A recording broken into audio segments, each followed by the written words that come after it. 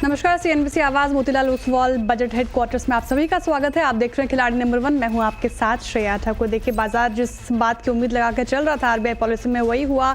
Rate cut 25 basis point का ऐलान। और देखिए, रेपो रेट 6.25% पर, एसडीएफ रेट 6% और एमएसएफ रेट 6.50% पर फिलहाल बरकरार। और बाजार ने कैसा रिएक्ट किया वो अभी आपके स्क्रीन पर रखते हैं। फिलहाल देखिए, निफ्टी की स्थिति आपको बताती हूँ कि क्या कुछ एक्शन वहाँ पे देखने मिल रहा है। निफ्टी में देखिए, हालांकि थोड़ी सी निचले स्तरों से रिकवरी देखने को मिल रही है, लेकिन अभी फिलहाल ग्रीन टिक पे आता हुआ ये फ्लैट कारोबार कर रहा है। 23,613 के लेवल पर फिलहाल कारोबार करता हुआ। बैंक निफ्टी का पिक्चर देखिए, क्या इस ऐलान के बाद वहाँ पे क्या संकेत देखने को मिले हैं। और यहाँ पे देखिए, एकदम ऊपर से नीचे आकर फिसला, लेकिन फिर निचले स्तरों से इसने थोड़ी तो रिकवरी दिखाने की कोशिश की, लेकिन क्लोजिंग बेल्स पे नजर रहेगी। फिलहाल 0.15% गिरकर 50,304 के लेवल पर निफ्टी बैंक कारोबार करता हुआ। मिड कैप की स्थिति देखिए, यहाँ पे निचले स्तरों से अच्छी रिकवरी देखने को मिल रही है। 0.5% ऊप है निफ्टी, माफ कीजिएगा, मिड कैप, और यहाँ पे 53,695 के लेवल पर कारोबार करता हुआ। तो मिड कैप में एक स्ट्रेंथ फिलहाल अभी देखने को मिल रही है। और यहाँ पे देखिए, स्मॉल कैप में भी निचले स्तरों से रिकवरी तो साफ साफ दिख रही है। और यहाँ पे 0.17% की गिरावट के साथ 17,028 के लेवल पर स्मॉल कैप फिलहाल कामकाज करता दिख रहा है। लेकिन ब्रेथ क्या इशारा कर रहे हैं, तो यहाँ पे रसाकसी का माहौल देखने को मिल रहा है। लेकिन गिरने वाले स्टॉक्स की संख्या अभी भी ज़्यादा है। 1501 स्टॉक्स अक्रॉस द बोर्ड गिरकर कारोबार करते हुए, लेकिन बढ़ने वाले देखिए 972 स्टॉक्स हैं जो बढ़कर फिलहाल कामकाज कर रहे हैं। कॉन्ट्रीब्यूटर्स देखिए, भारतीय एयरटेल ऐसा स्टॉक जिसमें तेजी देखने को मिल रही है। In fact Mahindra and Mahindra, HDFC bank जैसा हैवीवेट आज कंट्रीब्यूट करता हुआ। निफ्टी बैंक को टाटा स्टील में भी थोड़ी ताकत देखने को मिल रही है। लेकिन आईटीसी, आईसीआईसीआई बैंक, रिलायंस जैसा हैवीवेट ड्रैग कर रहा है निफ्टी को। टीसीएस से फिलहाल नहीं हो पा रहा। देखिए, 7 अंकों से यहाँ पे गिरावट देखने को मिल रही है। बैंक निफ्टी के कंट्रीब्यूटर्स रखते हैं HDFC bank, AU small finance bank, IndusInd bank इस लिस्ट में शामिल। फेडरल बैंक भी 3% के करीब चढ़कर फिलहाल कारोबार कर रहा है। 3 अंकों की बढ़ोतरी फेडरल बैंक में। लेकिन आईसीआईसीआई, एसबीआई के नतीजे कल आए, कल भी गिरा, आज भी गिरकर कारोबार कर रहे हैं। एक्सिस बैंक और बैंक ऑफ बड़ौदा ड्रैग कर रहे हैं बैंक निफ्टी को फिलहाल। तो ये स्थिति देखने को मिल रही है बाजार में। लेकिन देखिए, हफ्ते का आखिरी कारोबारी सत्र क्लोजिंग बेल्स पे नजर रहेगी। और हमारे साथ जुड़े हुए हैं हमारे खिलाड़ी भी, कपिल जी, ओम जी और अरुण मंत्री जी, जो हमें पिक्स बताएंगे। आप सभी का फिर से स्वागत है खिलाड़ी नंबर 1 में। आप सभी को गुड मॉर्निंग। अरुण जी, आप बताइए, जिस तरीके से बाजार ने आज रिएक्ट किया आरबीआई पॉलिसी के बाद, क्या बाजार पहले भुना चुका था, एक्सपेक्टेड था कि 25 बेसिस पॉइंट की कटौती होगी, इसलिए कोई वो अग्रेसिव रिएक्शन हमें देखने को नहीं मिला? साथ ही आप ये भी बताइए कि जिस लेवल पर अभी कारोबार कर रहा है निफ्टी और बैंक निफ्टी, कैसे अप्रोच कर रहे हैं इसको? देखिए Shreya ji, good morning and good morning सभी पैनलिस्ट को। ये क्लियरली बाय ऑन डिप्स का मार्केट है श्रेया जी। लास्ट 3 दिन से हम यही कह रहे हैं। नो डाउट मार्केट में वो परफॉर्मेंस देखने को मिला नहीं है, पर इनकेस वो मार्केट में वो गिरावट भी देखने को नहीं मिली जिस हिसाब से ओवरऑल वोलेटिलिटी है। पर जब तक 23,400 23,500 का लेवल होल्ड कर रहा है, क्योंकि काफी दिन से हम 23,400 का ब्रेकआउट का वेट कर रहे थे, अब मार्केट काफी इसके ऊपर है। तो जब तक 23,400 का लेवल होल्ड कर रहा है पोजिशनली, निफ्टी में कोई बेरिश चांस नहीं है। और जहां तक इंट्राडे या फिर 1 से 2 दिन की बात है, 23,500 के आसपास ही सपोर्ट है। तो क्लियरली बाय ऑन डिप्स वाला मार्केट है। 23,750 23,800 के टारगेट रहेंगे। बैंक निफ्टी में भी सेम स्टांस है। 50,000 का लेवल जब तक होल्ड कर रहा है, बैंक निफ्टी में ही बाय ऑन डिप्स की स्ट्रेटेजी रहनी चाहिए। दोनों में कोई बेरिश सिग्नल अभी तक नहीं है। डेफिनेटली एफआईआईस का सेल फिगर्स आ रहा है और थोड़ा सेंटिमेंट्स को खराब कर रहा है, पर टेक्निकली निफ्टी बैंक निफ्टी में अभी तक कोई सेल सिग्नल नजर नहीं है। अरुण जी, बुलिश नजर आ रहे हैं मार्केट पे। देखिए, फिलहाल इन्होंने कहा कि 23,500 का सपोर्ट है निफ्टी में। और जहां बैंक निफ्टी की बात कही, अगर 50,000 के स्तर को होल्ड कर रहा है, तो अभी फिलहाल बने रहिए सलाह में, बाई ऑन डिप्स की रणनीति अपना कर चलें। ओम जी, आप बताइए, कैसे लग रहा है बाजार आपको आज के सत्र में? हफ्ते का आखिरी कारोबारी दिन, कैसे अप्रोच कर रहे हैं आप मार्केट को? जी, गुड मॉर्निंग। यहाँ पे जो भी मेजर इवेंट था वहाँ पे वो फैक्टर्ड इन हो चुका है। और हम इसका इम्पैक्ट हम इंडिया विक्स पे देखने के लिए, जो कि ऑलमोस्ट 14 से 15 के बीच में वो ट्रेड कर रहा था, अब वो 14 से नीचे आ गया। तो ऑब्वियसली यहीं पे consolidation with the positive wise हम यहाँ पे देखने को मिल रही है। मार्केट में recovery across the sectors and across the indices यहाँ पे देखने को मिल रहा है। तो यहाँ शॉर्ट टर्म के लिए भी अगर हम इंट्राडे के लिए भी देखें तो 23,500 एक अच्छा सपोर्ट निकल के आ रहा है। तो मोस्ट प्रोबेबली, और वीकली क्लोजिंग, आज फ्राइडे का सेशन है तो वीकली क्लोजिंग भी यहाँ पे पॉजिटिव ही आएगी, जो कि कंटिन्यूअस कंसेक्यूटिव वीक यहाँ पे पॉजिटिव हमें देखने को मिल सकता है। और बैंक निफ्टी भी ऑब्वियसली 50,000 के ऊपर से यहाँ पे सस्टेन कर रहा है और कहीं न कहीं माइनर सस्टेन 50,800 के आसपास है। तो एक पॉजिटिव बायस यहाँ पे बैंकिंग सेक्टर में भी देखने को मिल सकता है। तो ओवरऑल ट्रेंड पॉजिटिव है और हमारा जो पिक्स रहेगा शॉर्ट टर्म के लिए वो भी positive I mean buying side में रहेगा। ठीक है, ओम जी भी पॉजिटिव है, बाई साइड की फिलहाल रणनीति वो अपना के चल रहे हैं, मार्केट में स्ट्रेंथ नजर आ रही है इनको भी। अब कपिल जी के पास चलते हैं। कपिल जी, आप बताइए कैसा लग रहा है बाजार आपको, जिस तरीके से अभी फिलहाल रिकवरी में देखने को मिल रही है। और देखिए अभी स्क्रीन पर आप सेक्टर्स भी दिख रहे हैं, जैसे कि मेटल, ऑटो, फार्मा, रियल्टी जैसे सेक्टर्स में तेजी देखने को मिल रही है, लेकिन कुछ सेक्टर्स जहाँ पे थोड़ा दबाव देखने को मिल रहा है, oil and gas, capital goods, bank Nifty भी थोड़ा दबाव में है, फाइनेंशियल्स भी। PSU बैंक पे एक बार नजर रखिए, देखिए पे 0.25% की गिरावट। कैसा लग रहा है sir bank, in fact Nifty bank आपको, पहले उस पे आपके एक टेक। बेसिकली बैंक निफ्टी की हम परफॉर्मेंस देखें तो आज बैंक निफ्टी का एक दिन था जहां पे एक मेजर अनाउंसमेंट यहाँ पे थी, लेकिन जो बैंक निफ्टी का 50,500 के जो एक रेजिस्टेंस लेवल है वहां पे ही संभला हुआ है। ICICI बैंक, HDFC बैंक, जो बैंकिंग सेक्टर के दिग्गज स्टॉक्स और हैवी वेटेड स्टॉक हम देखते हैं तो कहां ना कहां पे रेजिस्टेंस लेवल पे तो है, तो रेजिस्टेंस लेवल पे है, लेकिन अभी तक इतनी नेगेटिव मोमेंटम भी देखने नहीं मिली हुई है। तो हमें थोड़ा सा टाइम वेट करना होगा कि आइदर साइड कहां पे डायरेक्शन देखने मिलती है। लेकिन ऑफकोर्स हम यहाँ पे एक ट्रिगर पॉइंट फिक्स कर सकते हैं कि 50,300 के लेवल के अराउंड बैंक निफ्टी चल रहा है, लेकिन जो पिछले 2-3 दिन का जो लो बन रहा है वो कहां ना कहां पे इंडेक्स का कुछ 50,000 के अराउंड के लेवल पे बन रहा है। तो तब तक एक साइडवेज टू पॉजिटिव मूव रहेगा, लेकिन 50,000 के नीचे अगर मार्केट बैंक निफ्टी सस्टेन करने लगता है तो थोड़ा सा और भी हमें सेलिंग प्रेशर देखने मिल सकता है, और वो सेलिंग प्रेशर कहां ना कहां पे 49,500 तक देखने मिल सकता है। And for the positive breakout 50,500 के ऊपर हमें एक नया रुख ऊपर की ओर देखने मिलेगा। तो फिलहाल ये रणनीति आप बैंक निफ्टी में अपना कर चलें, कपिल जी की तरफ से आती हुई। चलिए अब एक बार रिटर्न कार्ड रखते हैं हमारे जानकारों के का, और वहाँ पे क्या स्थिति बनती नजर आ रही है उस पर एक नज़र, फिर हम पिक्स की ओर भी बढ़ेंगे। रिटर्न कार्ड के लिहाज से देखें तो फिलहाल ओम मेहरा जी ही लीड कर रहे हैं, 17.5% के करीब इनका पोर्टफोलियो रिटर्न दे रहा है। वही दूसरे नंबर पर अब आ गए हैं कपिल शाह जी, इनका पोर्टफोलियो 8.5% से ज़्यादा का रिटर्न देता हुआ। अरुण कुमार जी अभी तीसरे पायदान पर हैं और इनका पोर्टफोलियो 7.5% से ज़्यादा का रिटर्न देता हुआ। लेकिन कपिल जी और अरुण जी में अभी रसाकसी देखने को मिल रही है, टसल वॉर बरकरार है। खैर अभी आधा दिन बाकी है और देखना होगा कि कौन से खिलाड़ी कब बाजी मारते हैं। चलिए अब रखते हैं अरुण जी का पोर्टफोलियो स्क्रीन पर, वहाँ पे क्या स्थिति, कहाँ से उन्होंने प्रॉफिट बुकिंग की, एग्जिट की और क्या होल्ड करके चल रहे हैं फिलहाल, वो इस पर एक नज़र। इसके साथ ही पिक्स का सिलसिला भी शुरू करेंगे। और देखिए यहाँ पे इन्होंने BSE लिमिटेड से एग्जिट किया है, चॉइस इंटरनेशनल से प्रॉफिट बुकिंग, साथ ही आप देखिए GNFC से भी प्रॉफिट बुकिंग की है इन्होंने। ग्रीव्स कॉटन और नोवोको को भी फिलहाल होल्ड करके चल रहे हैं। अरुण जी आज के लिहाज से क्या पिक कर रहे हैं आप?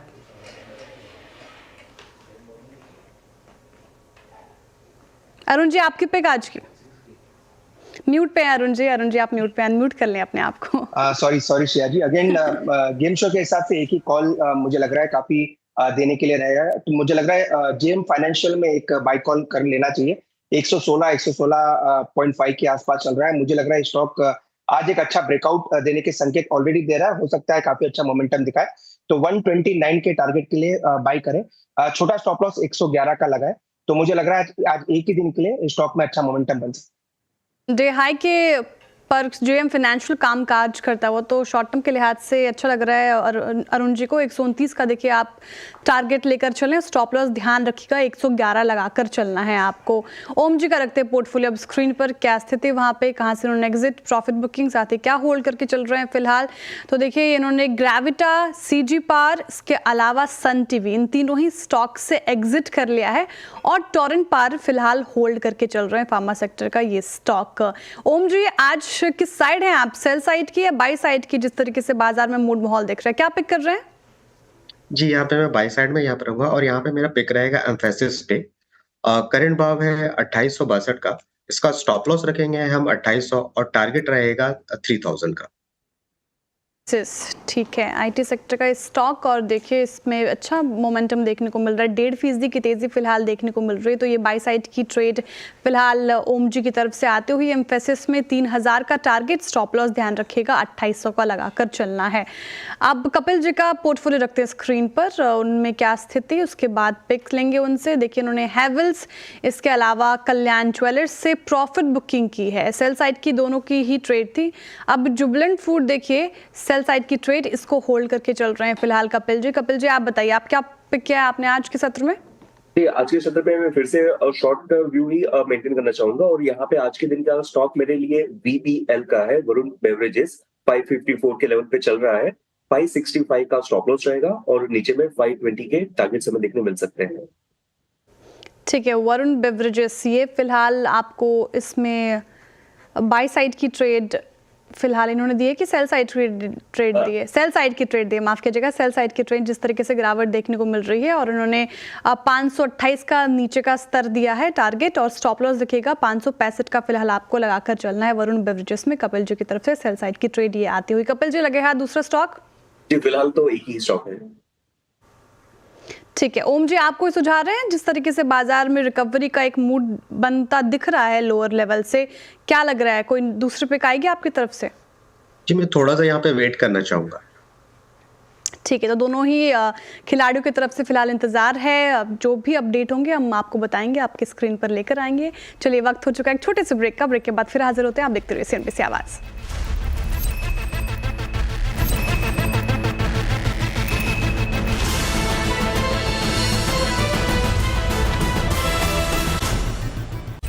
वेलकम बैक, आप देख रहे हैं खिलाड़ी नंबर 1 CNBC आवाज़ पर। और देखिए बाजार की बात करें तो फिलहाल निफ्टी ने अपने निचले स्तरों से रिकवरी दिखाने की कोशिश की है। देखिए 23,493 इसका लो लगाया आज का निफ्टी ने, लेकिन वहाँ से देखिए अभी फिलहाल 23,619 के लेवल पर कारोबार करता हुआ तो अपने निचले स्तरों से अच्छी खासी रिकवरी फिलहाल देखिए देखने को मिल रही है। 100 अंकों से ज़्यादा की रिकवरी यहाँ पर निफ्टी में देखने को मिल रही है। वही बैंक निफ्टी की बात करें तो यहाँ पर निचले स्तरों से रिकवरी है, थोड़ी वोलेटिलिटी देखने को मिल रही है बैंक निफ्टी में।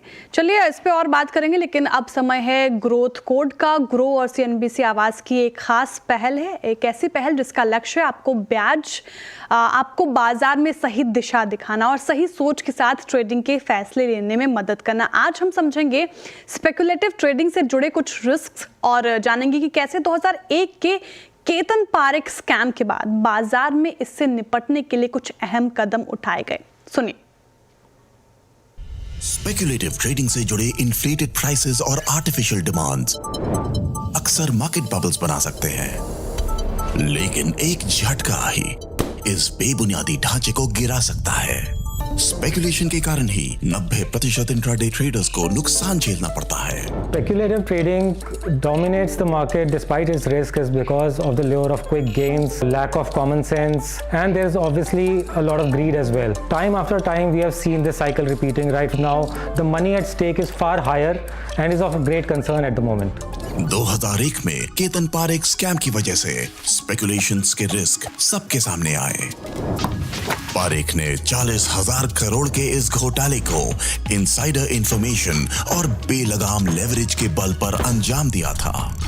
One of the biggest things that happened in Ketan Parekh scam was a kind of a narrative that got built. The hype was built so much that it ended up brainwashing the retail investors and traders. The biggest problem here was that while they were investing, the pump and dump scheme was happening simultaneously. इस crisis ने बाजार को सुधार की दिशा में कदम बढ़ाने के लिए मजबूर कर दिया। तब से सर्कुलर ट्रेडिंग पर रोक लगाई गई, सेंट्रल फ्रॉड रजिस्ट्री की नींव रखी गई और स्टॉक ऑप्शंस का पहला दौर शुरू हुआ। The scam definitely highlighted the risks of speculative trading and thereafter shifted the investors' focus to relatively safer and established companies. Investors became far more aware of the risks in speculative trading and the pump and dump schemes. Though the markets post 2020 also need similar kind of awareness. 2001 के बाद जहां system में बड़ा सुधार हुआ, वहीं traders ने भी स्पेकुलेटिव ट्रेडिंग से जुड़े रिस्क्स को गहराई से समझना शुरू किया। केतन पारेख स्कैम से मिले अनुभव ने देश को एक मजबूत और सुरक्षित बाजार बनाने में मदद की।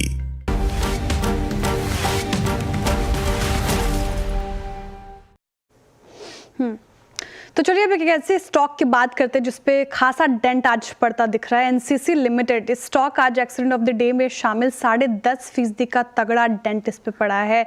ब्रोकरेजेस ने भी आई गेस टारगेट कट किए हैं। और अपडेट के साथ मिताली जुड़ रही है मेरे साथ। मिताली बताइए NCC पर क्या हो गया, क्या न्यूज़ है, क्या रिजल्ट है जिस पर इस पे इतनी बड़ी गिरावट हमें देखने को मिल रही है? जी, आज निराशजनक एनसीसी ने रिजल्ट्स पेश किए हैं। काफ़ी ईयर ऑन ईयर बेसिस पे गिरावट देखने को मिली है इनके रिजल्ट्स में। उसके साथ साथ जो प्रोजेक्ट एग्जीक्यूशन है उसको लेकर भी कंपनी के पास चुनौतियां बरकरार है। FY25 के लिए यहाँ पे ब्रोकर्स ने अपनी गाइडेंस कम कर दी है और साथ ही Q3 में जो कंपनी का कर्ज है वो 680 करोड़ से बढ़ गया है और कुल कर्ज अब बढ़कर 2420 करोड़ के आसपास हो गया है। इसके साथ ही पेमेंट में देरी के कारण ये जो इनकी वर्किंग कैपिटल साइकिल है उसके कारण से बताया जा रहा है कि पेमेंट डिलेज हुए, जिसके कारण हमें ये डेट जो है वो बढ़ता हुआ नजर आया। साथ ही नोवामा ने FY25, 26 और 27 के जो EPS के अनुमान है वो भी यहाँ पे घटा दिए हैं। FY25 का जो इनका रेवेन्यू गाइडेंस था वो 15% से घटाकर अब 5% ही कर दिया है। रिजल्ट्स के बाद जो खराब आए उसके बाद नोवामा के जो ये एनालिस्ट रिव्यूज आए हैं उसके साथ ही आज इन्वेस्टर्स अपना सेंटिमेंट इस पर बरकरार रख रहे हैं और आज इसीलिए ये स्टॉक बन गया है एक्सीडेंट ऑफ द डे। बिल्कुल 10.5% की गिरावट इस पर्टिकुलर काउंटर में आज देखने को मिल रही है। शुक्रिया मिताली तमाम जानकारी के लिए। अरुण जी, एनसीसी का चार्ट देखिए, नोवामा ने टारगेट कट कर दिया है 26% तक। अब कैसे लग रहे हैं चार्ट्स? जिस तरीके से रिजल्ट पेश किए कंपनी ने वो अच्छे नहीं है, उसके बाद से ये डेंट निचले स्तरों पे खरीदना चाहिए या फिर अभी अवॉइड है?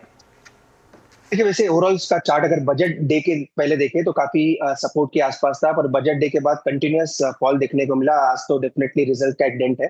तो मेजर ब्रेकडाउन है 220 के नीचे जब तक ये ट्रेड कर रहा है, इसमें ब्रेकडाउन बना रहेगा और कोई बुलिश मोमेंटम का कॉल भी नहीं लेना चाहिए और बुलिश मोमेंटम नजर भी नहीं आएगा। तो 220 के नीचे जब तक है ये क्लियरली बेरिश टोन में है और इसको बाई ना करें। ये 220 के ऊपर निकलेगा तभी इसको या तो बाइंग रेडार पे आएगा या एक्यूमुलेशन में आना चाहिए। तो जब तक ये स्टॉक 220 के नीचे है इसको अवॉइड करें। नेक्स्ट मेजर सपोर्ट है 202 के आसपास। तो 202, 205 मेरे ख्याल से वो लो जरूर ये स्टॉक होल्ड करना चाहिए। 220 के नीचे जब तक है तब तक अवॉइड है। फिलहाल रुक रहे हैं एक छोटे से ब्रेक के लिए। ब्रेक के बाद फिर हाजिर होते हैं। आप देखते रहिए CNBC आवाज़।